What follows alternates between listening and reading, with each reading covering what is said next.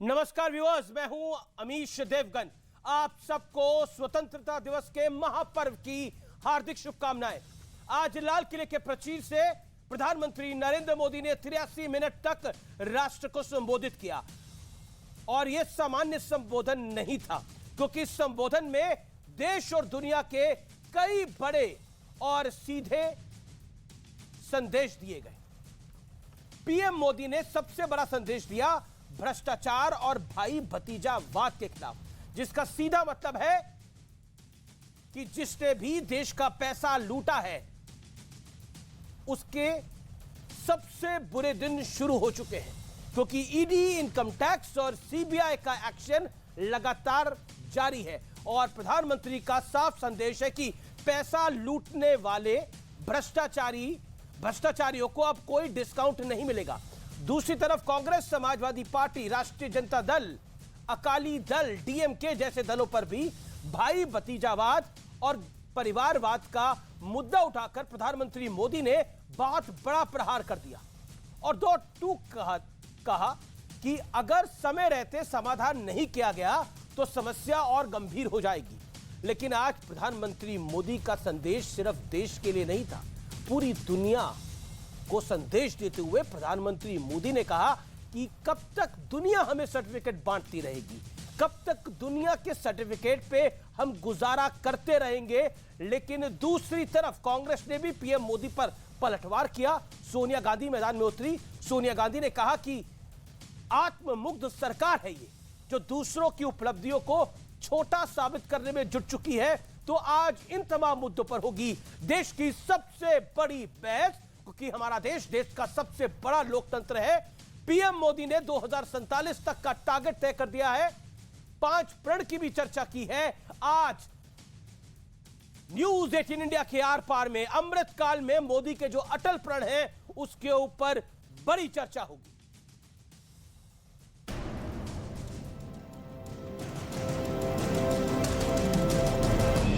भ्रष्टाचार और भाई भतीजावाद पर प्रहार।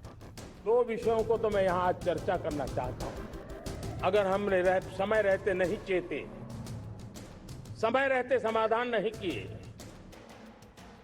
तो वो ये विकराल रूप ले सकते हैं।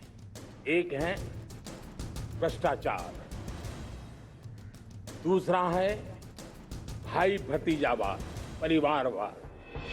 देश लूटने वालों को 2 टूक संदेश। जिन्होंने देश को लूटा है उनको लौटाना पड़े वो स्थिति हम पैदा करें। बड़े बड़े जमरबंदी भी बच नहीं पाएंगे।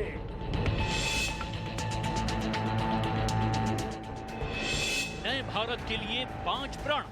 बड़ा संकल्प। मेरा देश विकसित देश होगा। गुलामी की मानसिकता हमें उसे तिलांजलि देनी पड़ेगी। अपने सामर्थ्य पर भरोसा करना, हमारी विरासत पर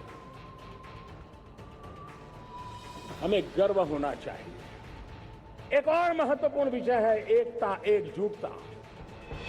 दुनिया को संदेश।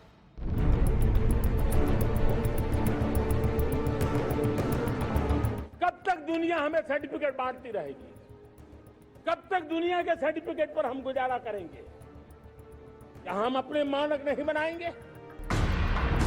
दूसरी तरफ मोदी सरकार के विरोध में कांग्रेस ने मार्च निकाला और सोनिया गांधी ने मोदी सरकार पर निशाना साधते हुए कहा, हमने 75 वर्षों में कई उपलब्धियां हासिल की, लेकिन आज की आत्ममुग्ध सरकार हमारे स्वतंत्रता सेनानियों के महान बलिदानों और देश की गौरवशाली उपलब्धियों को तुच्छ साबित करने पर तुली हुई है। हमें अपने शहीदों को याद करना चाहिए, जिन देशवासियों, जिन नेताओं ने इस देश की आज़ादी के लिए अपनी जान न्यौछावर की, जो लड़े, जिनकी वजह से आज हम आजाद हैं, उन्हें याद करना चाहिए। लेकिन बड़ा सवाल ये है कि क्या लाल किले की प्राचीर से भ्रष्टाचार और भाई भतीजावाद का मुद्दा उठाकर पीएम मोदी ने विपक्ष की दुखती रग पर हाथ रख दिया है? आज इसी पर होगी देश की सबसे बड़ी बहस। अमृतकाल में मोदी का अटल प्रण।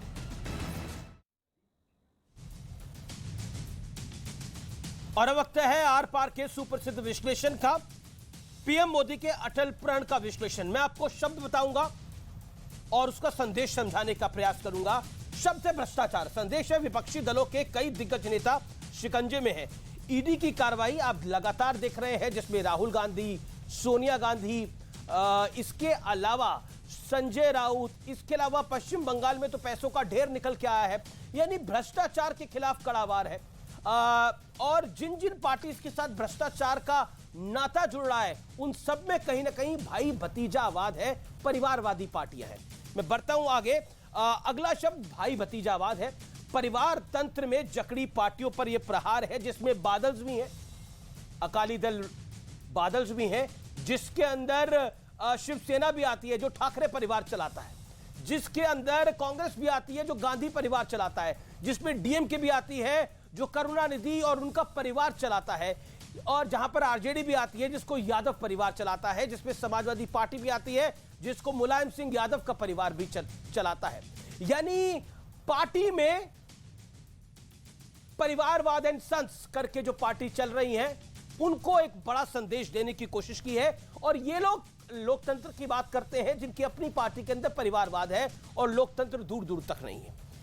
2047 का भारत शब्द जो है वो है 2047 का भारत। अगले 25 साल में विकसित भारत का टारगेट है।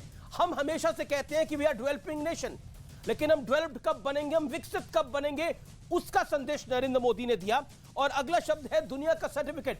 हम हमेशा इंतजार करते हैं कि दुनिया हमें क्या कब सर्टिफिकेट देगी।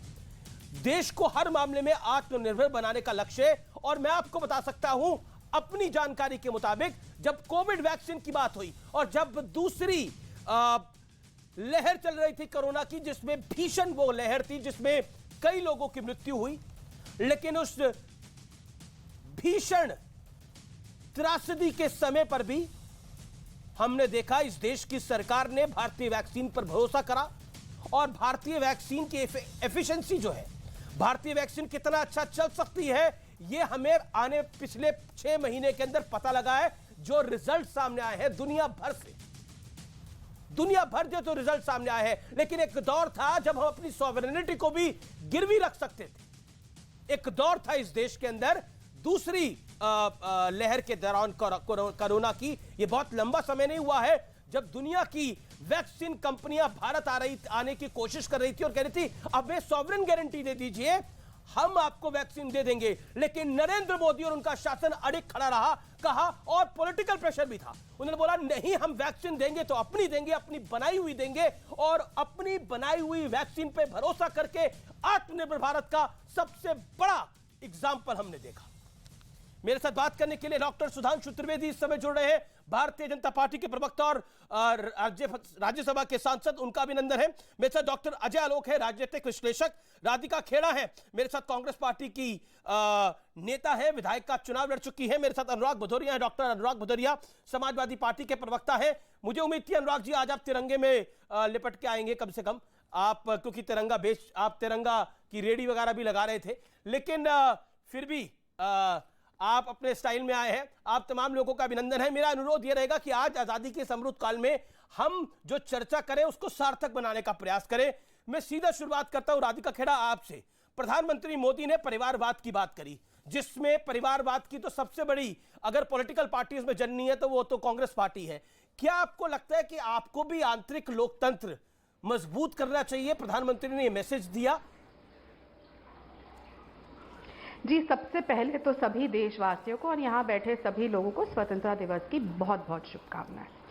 और आज मेरा दिल ना बहुत खुश है, इसीलिए खुश है क्योंकि जो लोग कहते थे कि इस देश का तिरंगा जो है वो अशुभ है, जो लोग कहते थे हम देश के तिरंगे को नहीं अपनाएंगे, जो लोग कहते थे कि संघ का झंडा लहराएगा तिरंगा नहीं लहराएगा, आज उन्हीं के प्रचारक रहे जो आज इस देश के प्रधानमंत्री हैं। उन्होंने उसी संघ कार्यालय से लेकर उनके मुखिया हो और हर घर घर में तिरंगा लहराने का आह्वान किया। इसलिए लेकिन जो हमारे मना पाए वो सेनानी है, चाहे गांधी आपको नहीं मना पाए वो, आरएसएस के प्रचारक कांग्रेस को नहीं मना पाए। कांग्रेस ने नेहरू वाला तिरंगा ही लगाया, देश ने सिर्फ तिरंगा लगाया, कांग्रेस ने नेहरू वाला तिरंगा ही लगाया, लेकिन आपको नहीं मना पाए। गांधी जी हो चाहे चाहे गांधी जी हो, चाहे नेहरू जी हो, चाहे सरदार पटेल जी हो, चाहे भगत सिंह जी हो, उन्होंने पहले देश से अंग्रेजों को भगाया और आज उनके मुखबिर रहे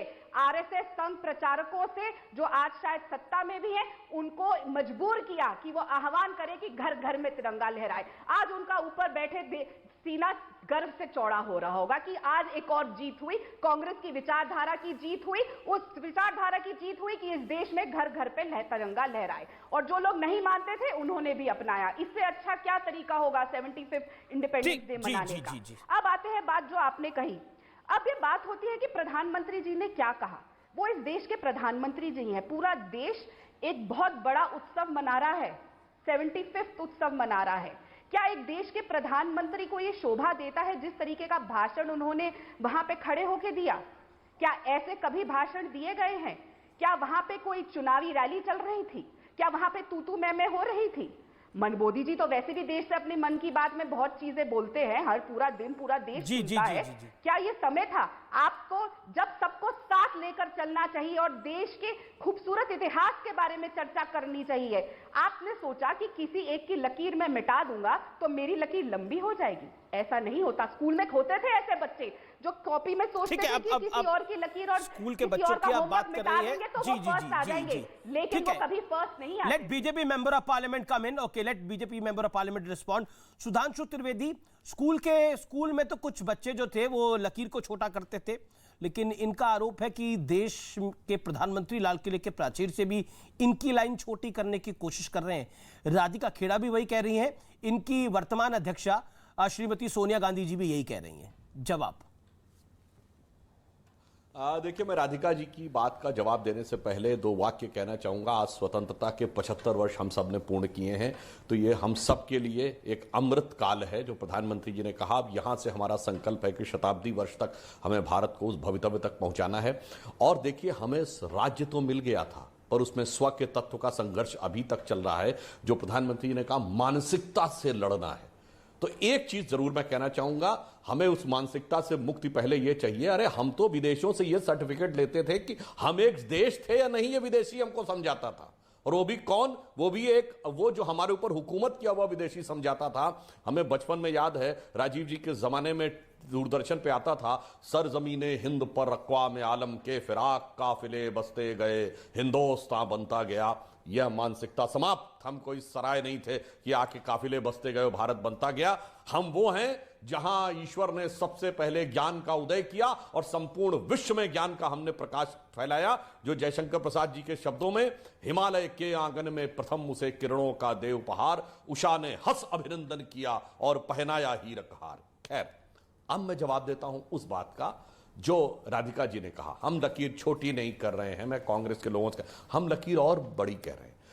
इन लोगों से जब वार्ता होती है तो संघ का उल्लेख किए बगैर नहीं मानते। हां, हम कहते हैं संघ से हम प्रेरणा लेते हैं, संघ हमारा मातृ संगठन है, हमारे अनेकानेक नेता संघ से ही निकले हैं और हमारे दोनों प्रधानमंत्री संघ के प्रचारक रहे थे। परंतु संघ के संस्थापक डॉक्टर केशवराव बलीराम हेडगेवार थे। मैं कांग्रेस से पूछूं, उनका मातृ संगठन कौन है भाई? कांग्रेस का संस्थापक कौन था? Elon ऑक्टेवियम Hume. ब्रिटिश कहते हैं महात्मा गांधी की पार्टी है। नहीं, इसका जवाब मैं दे देता हूं आपको। कांग्रेस कहती है महात्मा गांधी की पार्टी है, लेकिन आज प्रधानमंत्री भतीजावाद, भाई भतीजावाद, परिवारवाद पर वार कर रहे थे। और इसके साथ साथ कांग्रेस कह रही है कि प्रधानमंत्री अपनी लकीर को लंबी करें, हमारी लकीर को छोटी करने से कुछ नहीं होगा। ये बचपना है। इस बिंदु पे भी आ रहे हैं। तो पहले मैंने ये याद दिला दिया कि कांग्रेस का मातृ संगठन ब्रिटिश सरकार थी, क्योंकि उनके संस्थापक एक ब्रिटिश सरकार के सेक्रेटरी एलन ऑक्टेवियम ह्यूम थे, जो वाइसरॉय डफरिन के इशारे के ऊपर कांग्रेस को उन्होंने बनाया था। खैर, अब मैं भाई भतीजावाद और इस पे आता हूं। जब हम लोग स्वतंत्रता के अमृत काल में आए हैं और आज 2/3 जनसंख्या 30 साल से कम है, तो उस युवा का जो एस्पिरेशन है, उसके अंदर जो टैलेंट है, उसके अंदर जो प्रतिभा है, उसमें सबसे बड़ा अवरोध क्या है? दो ही चीजें है ना, भ्रष्टाचार।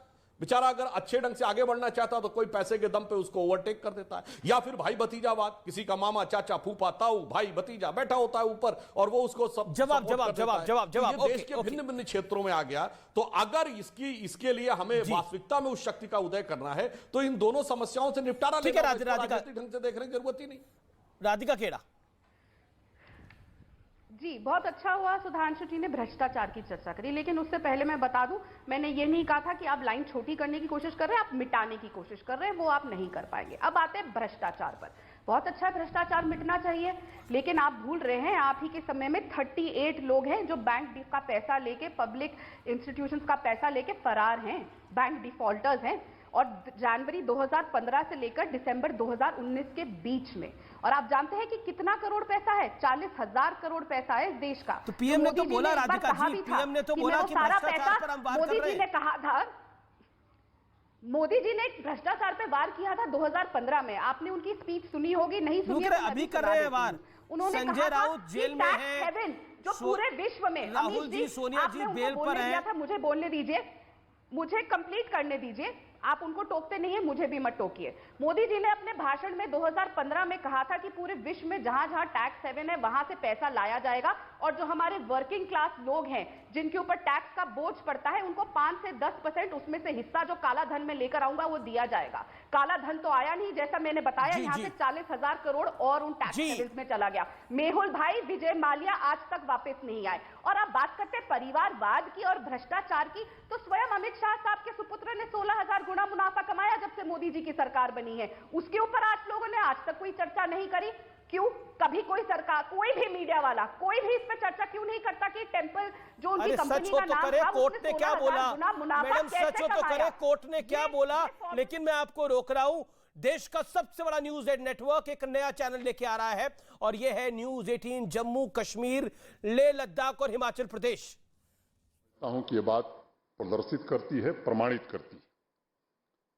मैं इसे एक शुभ संकेत मानता हूं, अच्छा संकेत मानता हूं, जो हमारे राष्ट्रीय विमर्श में लोकतंत्र के चौथे स्तंभ, 4th पिलर जिसे हम कहते हैं, के महत्व को दर्शाता है।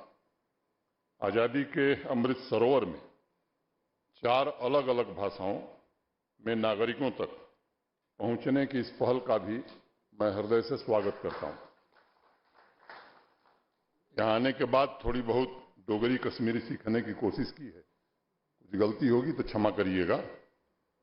अगर मैं डोगरी की मीठी भाषा में कहूं तो यह बड़े स्वागत जोग गल ए, और अविनाश कौल साहब की भाषा में कहूं या दर्शना अंद्रवी की भाषा में कहूं तो ये 6 अब खुशी हंज कथ, ये 15 भारतीय भाषाओं में पहले से ही, जैसा बताया गया मेरे पूर्व, नेटवर्क 18 प्रसारण कर रहा था। और मुझे विश्वास है कि आने वाले वर्षों में सभी प्रांतीय भाषाओं को शामिल करने के लिए यह नेटवर्क जरूर कदम उठाएगा। मित्रों, 40 साल के सार्वजनिक जीवन में समाज कल्याण की नीतियों, भ्रष्टाचार के खिलाफ मुहिम तथा देश के आर्थिक और सामाजिक सुधारों के एजेंडे को आकार देने में मीडिया ने बहुत ही महत्वपूर्ण भूमिका का निर्वहन किया है, और इसे मैंने करीब से देखा है। हमारी बहुत सी जन केंद्रित नीतियां, पॉलिसीज ऐसी हैं जिनमें प्रत्यक्ष या अप्रत्यक्ष रूप से, डायरेक्टली या इनडायरेक्टली, मीडिया का एक महत्वपूर्ण रोल रहा है, महत्वपूर्ण। तो यह है न्यूज 18 नेटवर्क का नया channel, news 18 Jammu Kashmir Ladakh Himachal channel launch हो गया है। मैं वापस लौटता हूं अपनी चर्चा की तरफ, लेकिन राधिका खेड़ा, आप अपनी बात को समाप्त करिए और मेरे को 40 सेकंड के अंदर यह बताइए, जब भ्रष्टाचार की बात होती है तो भ्रष्टाचार पर तो कॉमन आदमी साथ होता है। जब नोटों के बड़े बड़े जखीरे निकलते हैं तो कॉमन आदमी साथ होता है। जब आम आदमी पार्टी में भ्रष्टाचार पर कार्रवाई होती है तो कांग्रेस ताली बजाती है। जब टीएमसी पे कार्रवाई होती है तो ताली बजाती है। जब खुद पे कार्रवाई होती है तो कहती है कि ये गलत हो रहा है। देखिए, मैं फिर से बहराऊंगी, और पहले भी आपके शो में कह चुकी हूँ, जो ईडी, सीबीआई, ये सिर्फ एक तोता बन के रह गया, एक एक्सटेंडेड आर्म है इस सरकार का, कि जो जो भाजपा में नहीं है उन पे आप कार्रवाई करिए, वो सब मैले हैं, वो सब भ्रष्टाचारी है। पर जैसे ही तो आजादी के अमृतकाल में आप भ्रष्टाचार मुक्त भारत चाहती है, नहीं चाहती? बिल्कुल चाहते हैं। तो इतने सालों से, 8 साल से मोदी जी क्या कर रहे हैं?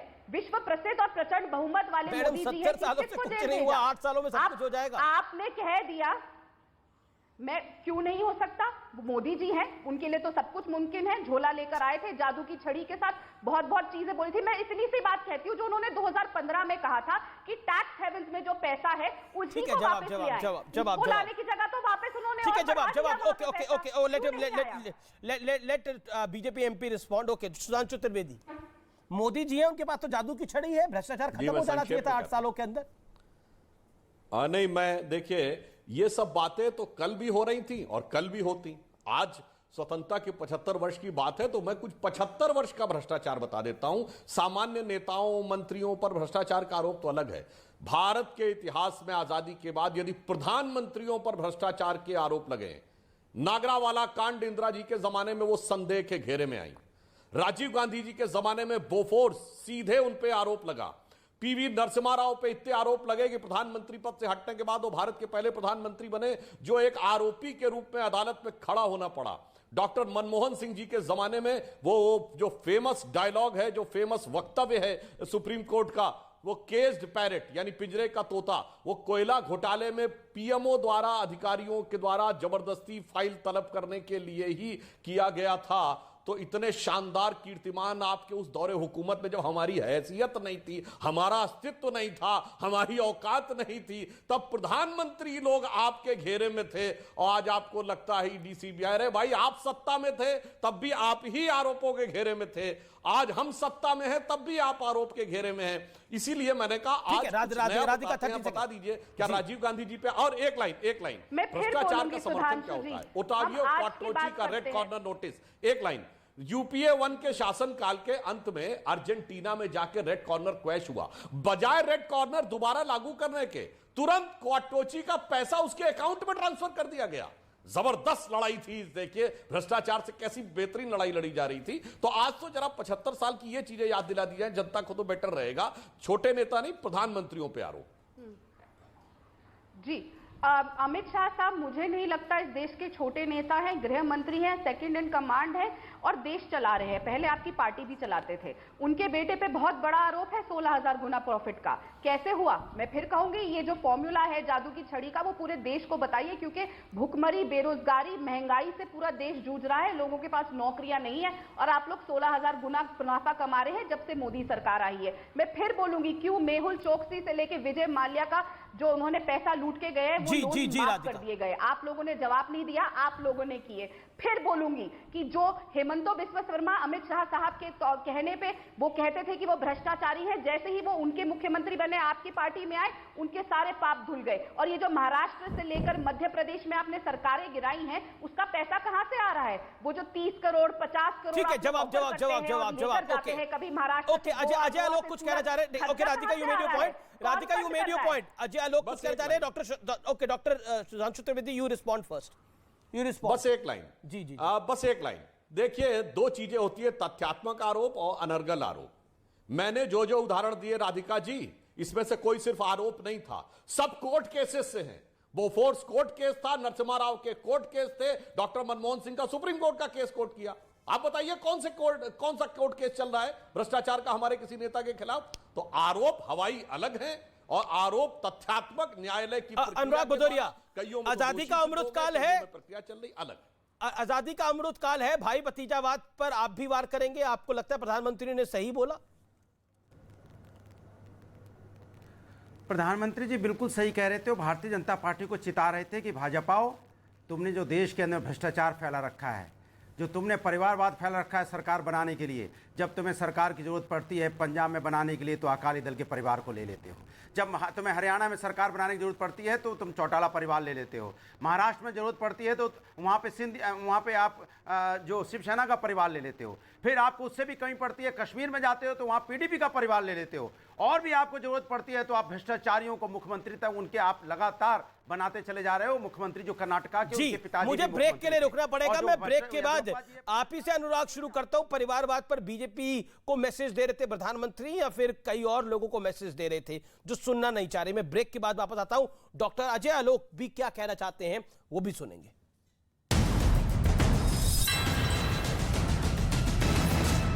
बादल फटने के बाद पानी तेजी से लोगों के घरों के पास से बहता दिखाई दिया, जिसे देखकर ऐसा लगा मानो कोई झरना वहां बहने लगा हो। चंबा के ज्यादातर हिस्सों में लोगों के घरों के सामने और सड़कों पर चारों तरफ पानी ही पानी नजर आया। बादल फटने के बाद एक इलाके में तो पानी के साथ मलबा सड़क की तरफ बहता दिखाई दिया। लैंडस्लाइड और भारी बारिश की वजह से चंबा के कई इलाकों में सड़कों को काफी नुकसान पहुंचा, जिसकी वजह से कुछ गांवों का संपर्क भी टूट गया। हिमाचल प्रदेश में जोरदार बारिश के बाद ब्यास नदी का जलस्तर बढ़ गया है। Welcome back. आप देख रहे हैं आर पार, देश का सबसे ज्यादा देखे जाने वाला डिबेट शो। अनुराग भदौरिया, क्या आपको लग रहा है परिवारवाद की बात प्रधानमंत्री और भाई भतीजावाद की बात बीजेपी को समझा रहे थे?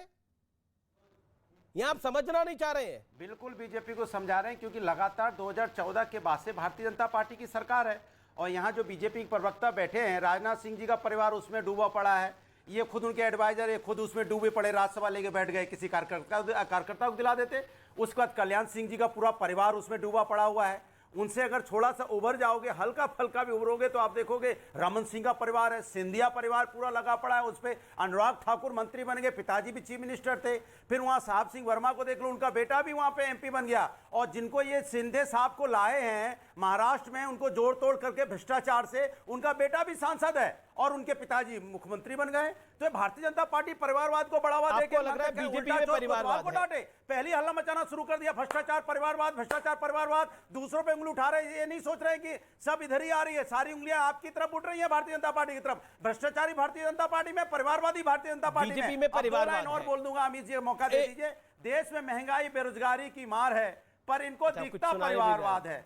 दाने दाने के लिए गरीब का घर हाहाकार है, अपराधियों और भ्रष्टाचारों से जनता लाचार है, पर दिखता इनको सिर्फ परिवारवाद है। महिलाओं और बुजुर्गों पर अत्याचार है, पर दिखता परिवारवाद है। कब तक मुद्दों से भटकाएंगे, कब तक जुमले चलाएंगे, कब तक जनता को भरमाएंगे? सच से चेहरा मिलाइए जनाब, फिर शान से समाजवादियों की तरह तिरंगा लहराइए, तब आपके समझ में आएगा कि समाजवादी लोग असली देशभक्त हैं। मुझे आप लोग सिर्फ बातें बना रहे हो और जनता का असली मुद्दों से ठीक है। अजय, डॉक्टर अजय लोग कुछ कहना चाहते हैं, क्योंकि सुधांशु त्रिवेदी को भी कुछ बोला है। मैं सुधांशु आपसे जवाब लूंगा। डॉक्टर अजय लोग अभी तक बोले नहीं है, लेकिन ये इंटरेस्टिंग ये है, डॉक्टर अजय लोग, इनको परिवारवाद बीजेपी में दिखाई दे रहा है।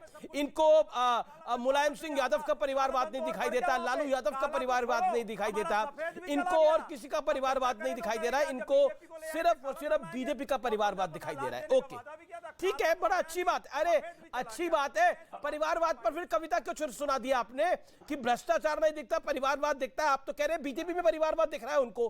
कविता आपने अपने पे सुना दी, बिल्कुल उल्टा हो गया, थोड़ा उल्टा हो गया। ओके, डॉक्टर अजय लोग लपेट रही है परिवारवाद में और इनको, अरे आप क्यों लिपट रहे हैं? इनको साइलेंट कर दीजिए, तब ना ये बोलने नहीं देंगे। तो बोला आपको हरियाणा ये कहां ब्रेक में भी बोलते रहे हैं, इनको म्यूट कर दीजिए। डॉक्टर अजय लोग ब्रेक में भी बोलते रहे हैं, प्रैक्टिस कर रहे थे। अरे म्यूट क्यों कर दीजिए भैया, सही बात बोलूंगा। ठीक है, एक सेकंड। ये लिख के लाए हैं, जी बैठे हैं, ये उसी के हिस्सा हैं। ये लिख के लाए हैं आज, तो उसको पढ़ेंगे ना, थोड़ा लिख के लाए। अरे ठीक है, अनुराग जी का ऑडियो डाउन करिए। आजादी के इस अमृत काल में, अनुराग भाई, आजादी के इस अमृत काल में आपको भी एक प्रण लेना है। मैं आज आपसे भी एक प्रण दिलवाऊंगा।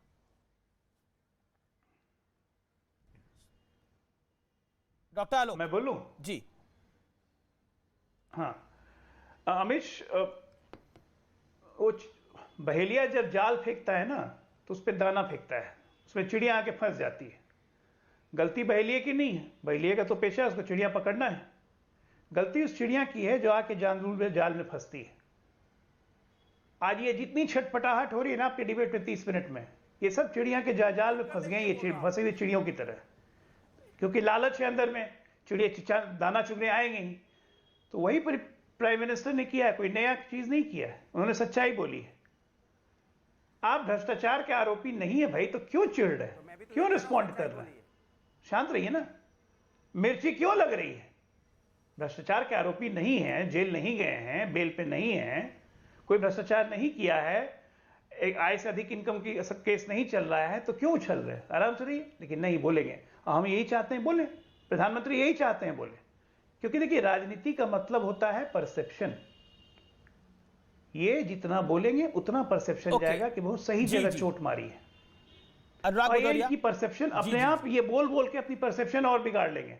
दूसरी बात मैं कह दूं कि परिवारवाद का मतलब ये नहीं होता है क्योंकि बाप और बेटा साथ में एमपी या एमएलए एमपी नहीं बन सकते हैं। परिवारवाद का ये मतलब होता है कि बच्चा पैदा नहीं हुआ, लेकिन सबको पता है कि अब पार्टी का अगला अध्यक्ष वही रहेगा, मेरे परिवार, चाहे वो लालू यादव का परिवार हो, अखिलेश का परिवार हो, गांधी परिवार हो, स्टालिन का परिवार हो।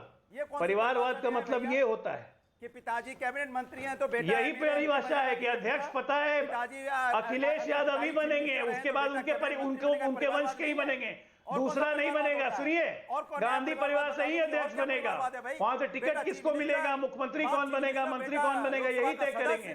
परिवारवाद यही है, ठीक है ना। लालू यादव के परिवार में तेजस्वी ही बनेंगे, वही तय करेंगे कल मंत्री कौन बनेगा, और पूरा पार्टी नहीं तय करेगी। परिवारवाद ये होता है। उसमें और कौन सा परिवारवाद लाते हो? नया परिवारवाद नहीं है। वन वे ट्रैफिक चलाना तो फायदा क्या है? यहाँ बुआ फूफा नाना नानी, अरे भैया एक मिनट, इस हिंदुस्तान के अंदर में सारे हम सब रिश्ते चुनाव लड़ने की आजादी होती है भाई, हिंदुस्तान परिवार है, लड़ लीजिए ना। हम सब रिश्ते आप अध्यक्ष बन सकते हैं समाजवादी पार्टी के, नाना है, कोई फूफा है, समाजवादी पार्टी के अध्यक्ष बन जाइएगा। पूरा हिंदुस्तान अपना। बताइए ना अनुराग, जवाब दीजिए ना। अनुराग ऑडियो डाउन करिए, अनुराग को ऑडियो डाउन करिए, ऑडियो नहीं जाता है अनुराग को।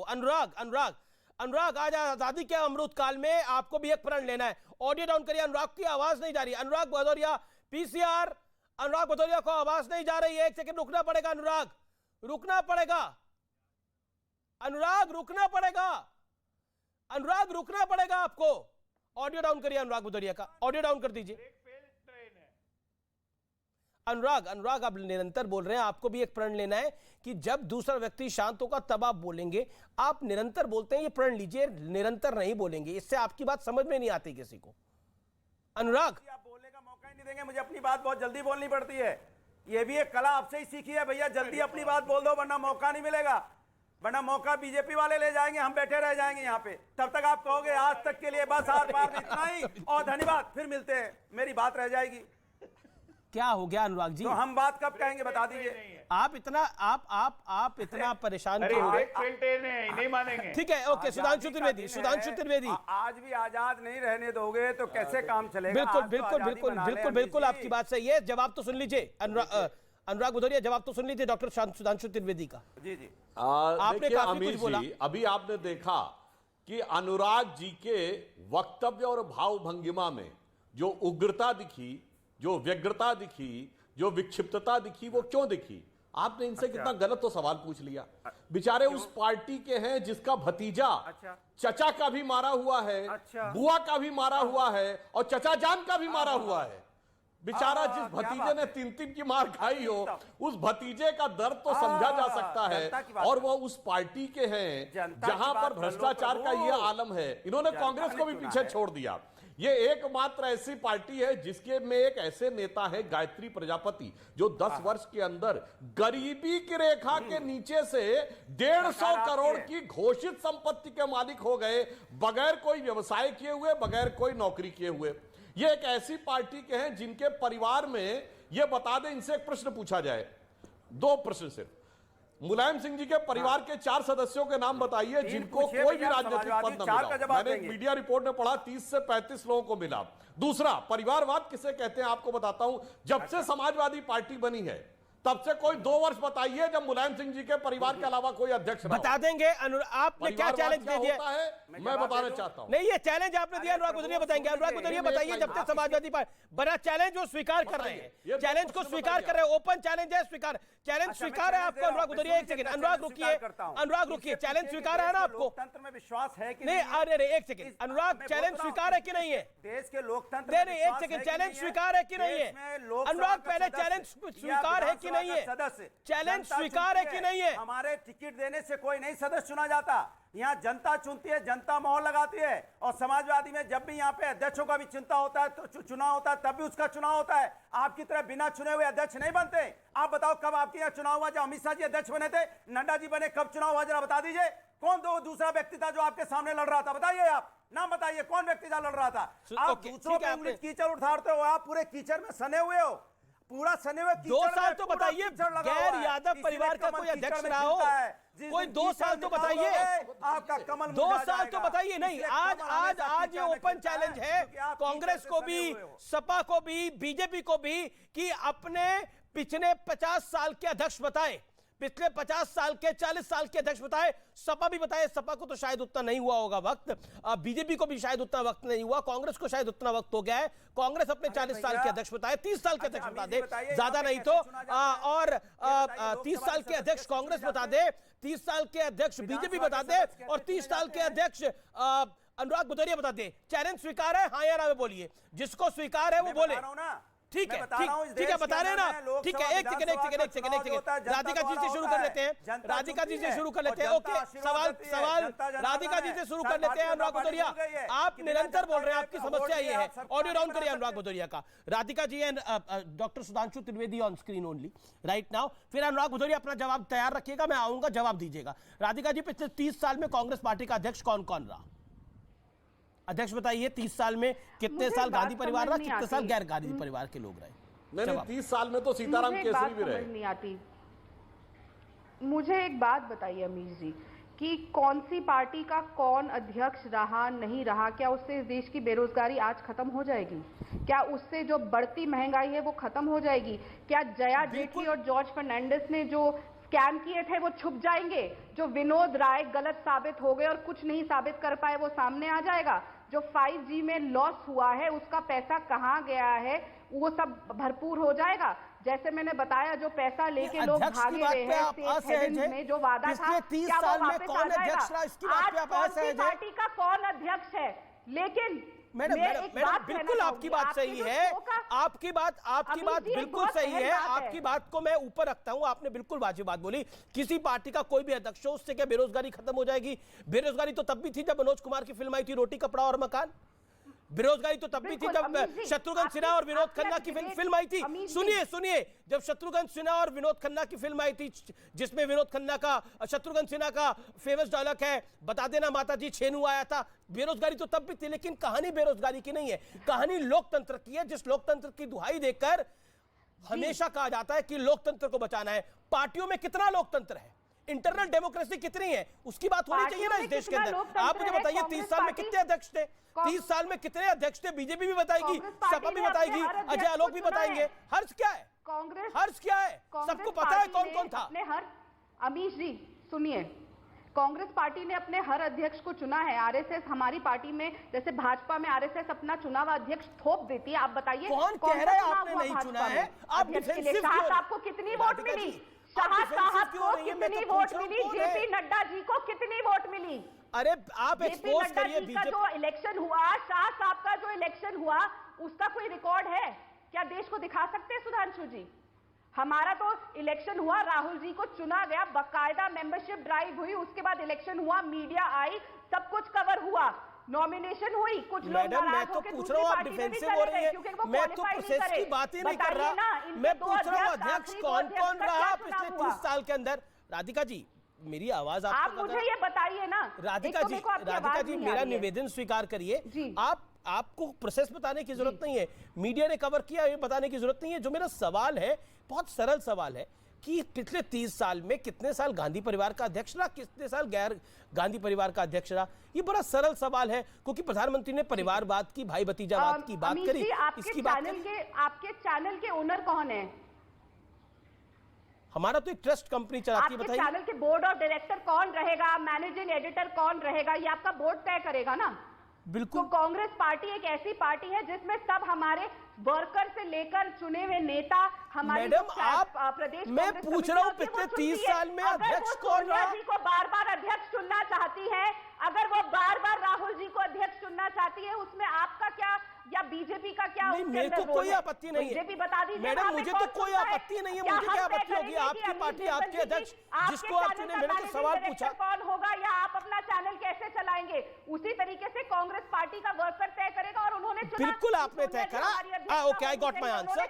Viewers also got the answer. जी ठीक, व्यूअर्स को भी जवाब मिलता। Thank you madam, thank you. आपने जवाब दिया, आपने अपनी कुशलता का निर्वाह करते हुए, आप अच्छी प्रवक्ता हैं, आपने अपनी कुशलता का निर्वाह करते हुए आपने बोला कि देखिए, जब कांग्रेस पार्टी का कार्यकर्ता वर्कर बार बार गांधी परिवार को चुनता है, राहुल जी को चुनता है, सोनिया जी को चुनता है, तो हम क्या कर सकते हैं इसके अंदर? ये तो हमारी पार्टी का मामला है, बिल्कुल आपकी पार्टी का मामला है, हमारा चॉइस है, आपका चॉइस है, ठीक है, बिल्कुल आपकी बात को ऊपर रखता हूं, आपका चॉइस है।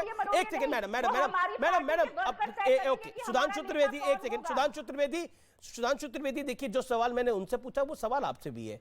पिछले 30 सालों में आपके अध्यक्ष कौन कौन रहे? क्योंकि इस देश में बात हुई, क्योंकि अनुराग भदौरिया ने एक चैप्टर खोला है कि राजनाथ सिंह, अमित शाह, जेपी नड्डा, सबके यहां परिवारवाद है, तो मैं परिवारवाद पर भी आ जाऊंगा और बहुत स्पष्ट तरीके से उसकी बात करूंगा, लेकिन पहले बताइए 30 साल में अध्यक्ष कौन कौन रहा?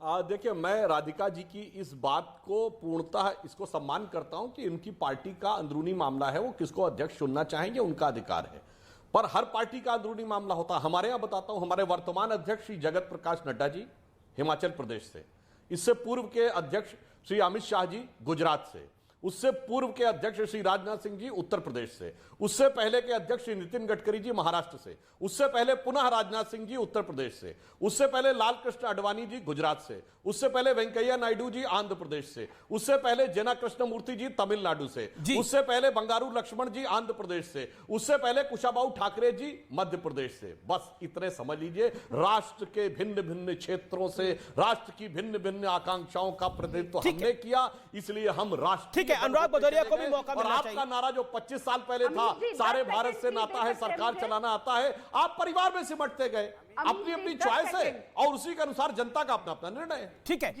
एक सेकंड, राधिका केड़ा 10 सेकंड लेना चाह रही है, कुछ कहना चाह रही है राधिका जी। दो सवाल है मेरे सुधांशु जी से। एक तो आप उन्हीं बंगारू लक्ष्मण की बात कर रहे हैं ना, जो मीडिया के सामने वीडियो के अंदर पैसा लेते हुए पकड़े गए थे, वही आपके अध्यक्ष थे ना? हाँ। और दूसरी बात, आपने जो ये लिस्ट बताई है, इनमें से ये बताइए ना, ये नॉमिनेटेड जो उस केस में सजा पाए, जो कोई केस था ही नहीं, आपसे पूछे किस केस में, आप नाम नहीं बता पाए। वहां पे भेजा था, किसने चुना? पहले ये बताइए ना, हमने इतने अध्यक्षों के नाम बताए, सबके नाम बताए। अरे आप नहीं बता पाए, मैं बता रहा हूँ 25 साल पहले आपके अध्यक्ष सीताराम केसरी थे, चुनाव लड़े थे। आपके यहाँ पे चुनाव प्रक्रिया कैसी हुई? ठीक है, चुनाव प्रक्रिया की बात नहीं है, क्योंकि परिवारवाद की बात है। अनुराग हमारे चुनाव प्रक्रिया हुई, पहले जिलों के प्रतिनिधि चुने गए, प्रदेशों के प्रतिनिधि चुने गए। हमारे संविधान के अनुसार जब तक 2/3 प्रदेशों में चुनाव प्रक्रिया न पूरी हो जाए, राष्ट्रीय अध्यक्ष का नामांकन नहीं हो सकता। इस प्रक्रिया के तहत सारा हुआ और भिन्न भिन्न राज्यों से चुने गए, भिन्न भिन्न समय पे। और अंतर क्या है, हमारे 25 साल में इतने अध्यक्ष, मगर इनकी पार्टियों में 25 साल पहले वही अध्यक्ष, और अगर 25 साल ये पार्टी चलेगी तो उसी परिवार का अध्यक्ष रहेगा। यह होता है परिवारवाद। ठीक है, ठीक है, अब ओके अनुराग भदौरिया, आपकी पार्टी को, अनुराग भदौरिया, सबसे पहले तो मेरा मूल सवाल आपसे ये है, आपकी पार्टी को बने हुए कितने वर्ष हो चुके हैं? अनुराग भदौरिया, आपकी पार्टी, सुधांशु एक सेकंड, अरे सवाल देखिए, मैं ये कह रहा हूँ, इनका अधिकार है, जिसको चाहे उसको अध्यक्ष चुने। तो राधिका जी की पार्टी 2019 के बाद से अपने राष्ट्रीय अध्यक्ष का चुनाव कर रही है। पहले राहुल जी ने छोड़ा, सोनिया जी आई, अब सोनिया जी और प्रियंका जी के बीच में, तो इनके राष्ट्रीय अध्यक्ष का चुनाव ये है। ठीक है, अनुराग सवाल का जवाब दीजिए। अनुराग भदौरिया, सोनिया जी चुनाव लड़ी थी। अनुराग भदौरिया, एक सेकंड, राधिका मैं आपके पास आऊंगा, ऑल ऑडियोज डाउन, राधिका मैं आपके पास आऊंगा। अनुराग भदौरिया, आपकी पार्टी को बने हुए कितने वर्ष हो गए हैं? अरे हमारी पार्टी तो कम से कम 33 साल की तो होगी कम से कम। अब ये तो आपको ज्यादा पता होगा, 33 साल की, 34 साल की तो हमारी पार्टी होगी। आप सवाल पूछिए ना। ओके, सुधांशु कुछ कहना चाह रहे हैं? सही बताइए, कम से कम नहीं। 30 साल की नहीं, 1991 में बनी थी आपकी पार्टी। आप सवाल पूछिए। सुधांशु जी को पता है, सुधांशु जी कब बनी थी समाजवादी पार्टी? 1991 में बनी थी, जब वीपी सिंह जी से अलग हो गए थे चंद्रशेखर जी के नेतृत्व में। इन्होंने सपा बनाई थी, समाजवादी जनता पार्टी, वही बाद में सपा हो गई 1991। अच्छा ठीक है, अनुराग भाई, आपकी पार्टी के अंदर 91 से 2022 तक कौन कौन अध्यक्ष रहा है? 91 से 2022 तक। अब सवाल ये है कि सवाल मैंने पूछा है, सवाल आपका काम नहीं है, सवाल मेरा काम है पूछना। है बड़ी बात है कि पार्टी ने प्रदेश के लिए क्या किया, देश के लिए क्या किया, ये बड़ी बात है। भारतीय जनता पार्टी के अध्यक्ष हों और पैसा लेते पकड़े जाए, तो ऐसा तो अध्यक्ष ना ही हो तो अच्छा है। अरे कौन था अध्यक्ष? और सुन तो लीजिए, और समाजवादी लोग ऐसी क्या बात है जो आप छुपाना चाह रहे हैं? पकड़े नहीं गए थे पैसे लेके? नोट की गति कौन गिन रहे थे? बीजेपी के अध्यक्ष थे शायद। अब अमीश जी, मैं अपना सवाल मैं दोनों से पूछिए, बंगारू लक्ष्मण जी किस केस में पकड़े गए थे? बंगारू लक्ष्मण जी पे किस केस में रिश्वत देने का आरोप था? पैसा कौन गिर रहा था? पड़ोसी नहीं गिर रहे थे? पूछे करके जो पैसा ले रहे थे 1 लाख रुपया कहां से आया था? ओके, अजय लोग ये पैसा लेके पकड़े जाओगे, चिल्लाओगे भी, चोरी करोगे। ओके डॉक्टर अजय लोग, डॉक्टर अजय लोग, किसके से पकड़े गए? किसके से पकड़े गए? अरे पैसा पकड़े गए कि नहीं? जिसमें चोरी कर रहे थे कि नहीं? और कौन सी चोरी कर रहे थे? ठीक है, ओके, मेरे पास आखिरी दौर है, फिर अन्नू कपूर का मुझे रुक करना पड़ेगा। डॉक्टर अजय लोग, ऐसी क्या बात है जो अपने राष्ट्रीय अध्यक्ष की बात कोई बताना नहीं चाहता? मैंने तो राष्ट्रीय अध्यक्ष ही पूछा। देखिए ऐसा है ना अमित जी, मैंने पहली ओपनिंग स्टेटमेंट में कहा था परसेप्शन, अवधारणा। राजनीति का मतलब ही अवधारणा होता है, परसेप्शन होती है। और ये लोग जितना बोलेंगे इनका परसेप्शन और बिगड़ेगा, और ये हम बाकी लोग और हवा देंगे। विरोधियों का काम क्या है? हवा देना। भारतीय जनता पार्टी हवा देगी। इनको कोशिश करनी चाहिए उस परसेप्शन को तोड़ने की, लेकिन ये बहेलिया के जाल में फंसे हुए हैं। ये फड़फड़ा के और अपशब्द बोलेंगे। जी, आप तमाम लोगों का बहुत बहुत शुक्रिया। लेकिन अन्नू कपूर का हम रुख कर सकते हैं इस समय, लेकिन इन्हें दिखता है राजनाथ सिंह के परिवार में परिवारवाद है, अमित शाह के परिवार में परिवारवाद इनको दिख रहा है, इनको परिवारवाद दिख रहा है अनुराग ठाकुर के परिवार के अंदर। लेकिन क्या इन लोगों को परिवारवाद नहीं दिखता जहां अध्यक्ष का बेटा अध्यक्ष ही होता है? अन्नू कपूर का रुख कर सकते हैं। बहुत शानदार कार्यक्रम है, जरूर देखिए।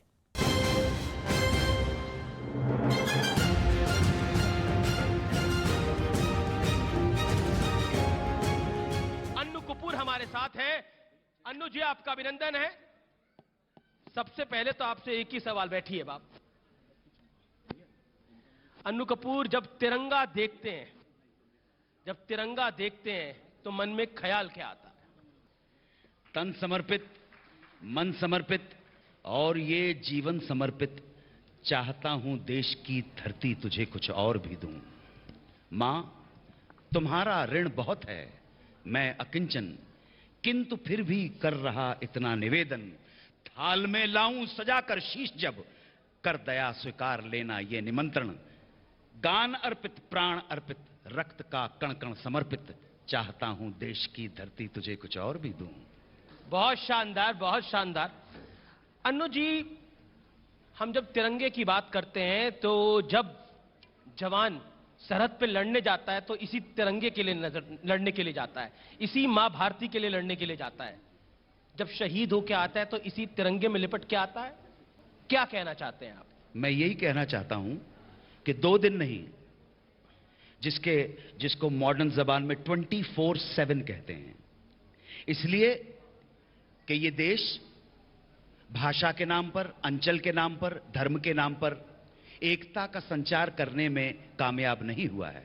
तो कम से कम भारत की जो ध्वजा है उसके तले तो हम कम से कम समर्पण और एकाग्रता का परिचय तो दें। और इससे पहले कि आप आगे बढ़ाएं, तिरंगे की बात हो रही है, भाव है, आदर है, सम्मान है। तिरंगा हम कहते हैं, असल में तिरंगे के चार रंग हैं। आप देख चुके हैं, केसरिया है रंग, उसके बाद है शुभ्र सफेद है, उसके बाद हरा है, और बीच में जो वो 24 स्ट्राइप्स हैं उसका ब्लू कलर है। तो इस असल में 4 रंग हो गए। और जब शहीद के लहू के छींटे पड़ते हैं तब ये पचरंगा नहीं, पंचामृत हो जाता है। कहना चाहता हूं, कई जवान सीआईएसएफ के, सीआरपीएफ के यहां पर मौजूद हैं, पुलिस के मौजूद हैं, पैरामिलिट्री फोर्सेस के मौजूद हैं। तो एक बार जोरदार तालियां उन जवानों के लिए भी जिन्होंने इस आजादी के अमृत काल में हमारे लिए अनन्य काम किए हैं, अनन्य सेवा करी है इस मां भारती की। राष्ट्रवाद की बात इस देश में करना क्यों जरूरी है? कोई कहता है राष्ट्रवाद का ओवरडोज हो रहा है, इतना राष्ट्रवाद हम पचा नहीं सकते।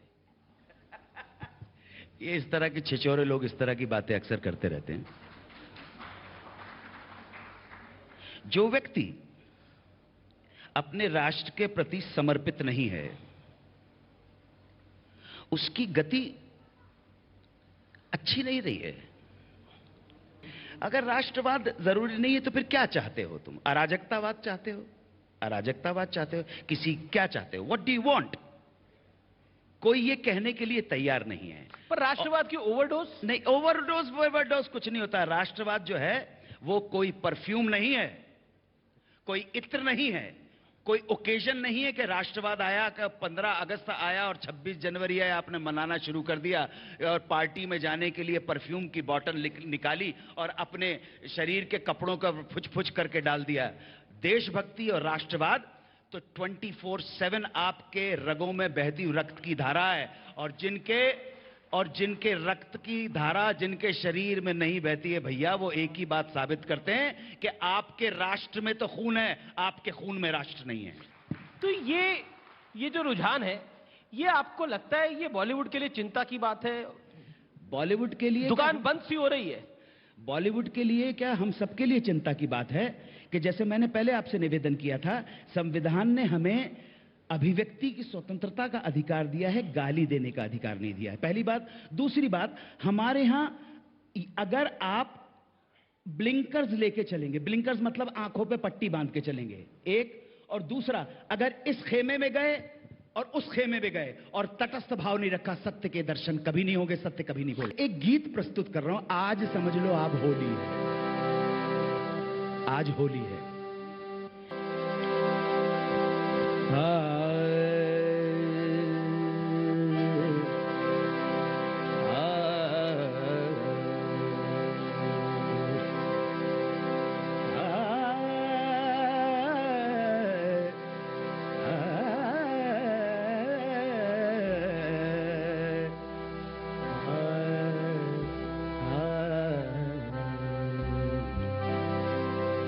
तो लाली मेरे लाल की, लाली लाली लाली मेरे लाल की, जित देखूं लाल, ए लाली देखन मैं गई तो मैं भी हो गई लाल।